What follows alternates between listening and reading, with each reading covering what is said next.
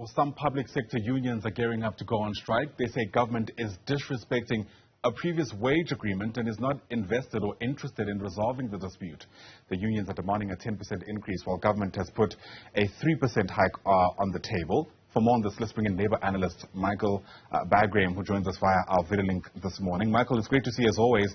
Thanks for making time to speak to us and helping us make sense of this moment. So, the budget is set for next week. Elections next year. We know the important role that unions play, at least for the governing party.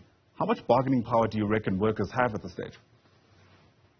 Thank you, and thanks for having me on air. I appreciate it. And it's not just an offer of 3%. They've actually unilaterally implemented the 3%, which has really angered the unions. The unions are losing their power is waning quite radically, in that they're losing their numbers. I think they're down to about half of in their heyday. The problem is, the big problem for government is that in the public sector, the unions are well-resourced, highly populated, and of course they are the voting fodder for the ANC. And so you can't forget that. You can't forget the politics in this particular dispute, because the unions are holding government to ransom over here, and you can understand that they're using the power that they have. And I respect that, and I suspect that Ramaphosa respects that as well. The real problem we've got here is that when you say the budget is going to be next week, which it will be, they've already set the 3%. They've already budgeted for the 3%. They don't have for 6% or 10%. The unions are looking for 10. They'll probably settle at 6. And the main reason is that when you recall, not even a year ago, the transport unions in the public sector demanded 10%. Government offered 3%. They went on the strike. They crippled transport and, of course, the railways and the harbours. And at the end of the day, government caved in. Although they couldn't afford it, they caved in and gave them 6%. So you can see that the unions believe that their behaviour is duplicitous. And I understand that fully. Yeah. It's interesting that you mentioned that government caves in, or at least they make compromises along the way. Some people might point to, for instance, what's taking place at the South African Post Office as a possible consequence of government having to do that at multiple occasions. I'm sure you've heard about the 6,000 workers that are said to be retrenched there. The Post Office saying it's either they do this or they have to close shop completely. I wonder whether you reckon this is something we're going to see a whole lot more in the future. We have to.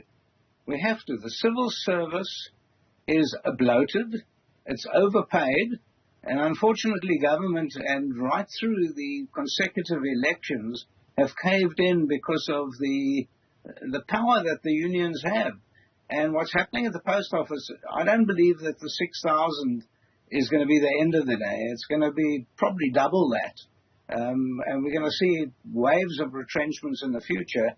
Not only are they saying that we've got to get rid of 6,000 people, but they're also saying that they have to reduce those that remain to 40% of their salaries. So you can imagine that if you're working in the post office today, you're on real tenterhooks. I mean, life is not pleasant at all for the civil servant at the moment. And yes, we're going to have to see that.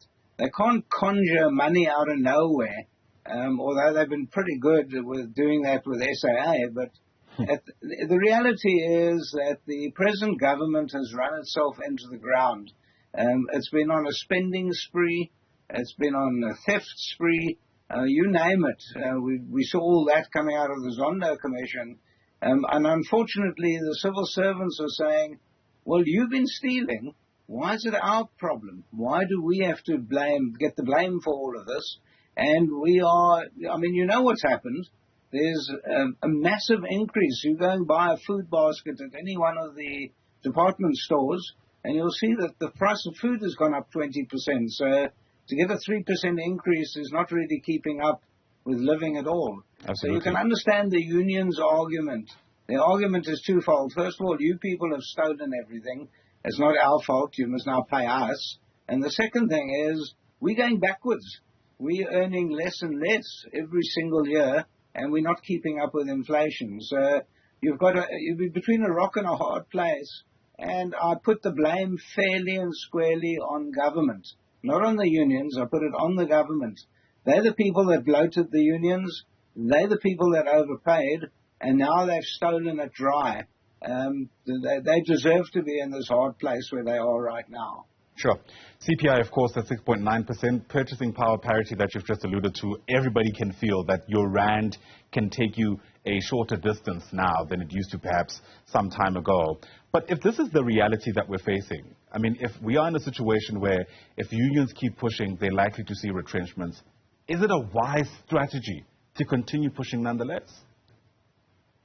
Well, yes, this has been union strategy from time immemorial, and you can't blame them. They're protecting the employed. And, of course, once someone gets retrenched, then they're not the employed, so that's not their mandate. It is wise in the sense that now's the time to make hay. We're expecting an election at the end of 24, basically just over a year away. And now's the time for the unions to play their card and to get their members the payment they believe they so richly deserve. Because after the elections, well, there's no card to play. Now they can hold government to ransom, and that's exactly what they're doing. Yes, it will lead to retrenchments, but, you know, I've been practicing labor law now for 37 years, and unions have never been scared of scorched earth policies. That's not their issue. They say, we want our money, we want it now, and if you can't give it, we're going to cripple you. And they can do that. They can cripple the civil service. Many people out there in civilian life will say, well, so what, we don't get any service anyway. Sure. But there are essential services that we need this country to run. Yeah. And government has led us down this path. It's a path of self-destruction, unfortunately. We see it now in the SONA. Everything is not working. Every single SOE is bankrupt. And now this is the chickens coming home to roost. Government's fault entirely, not unions' fault. Sure, I hear that.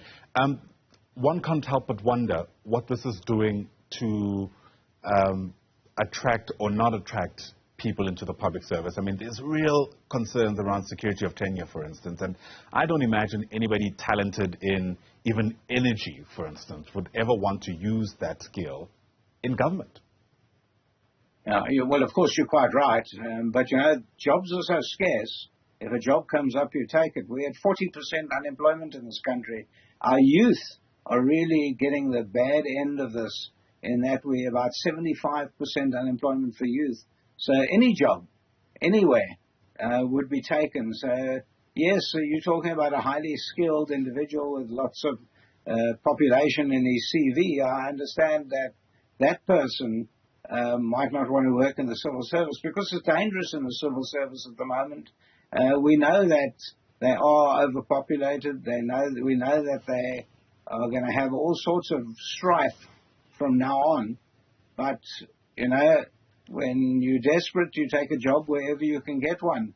I know that as a labor lawyer, all I'm doing is retrenchments. I've been doing retrenchments since the beginning of COVID. Very seldom do we actually find we got to draw up a letter of appointment. It's pretty sad what's going on in this country, when in fact we have a rich, resilient country, but it's been destroyed. And government is at fault here. I can't blame the unions again. I can't blame them. Very sobering analysis indeed. Michael Bagraim, thanks very much indeed, as always, for chatting to us. Appreciate your time. Michael is a labor lawyer. Thanks once again.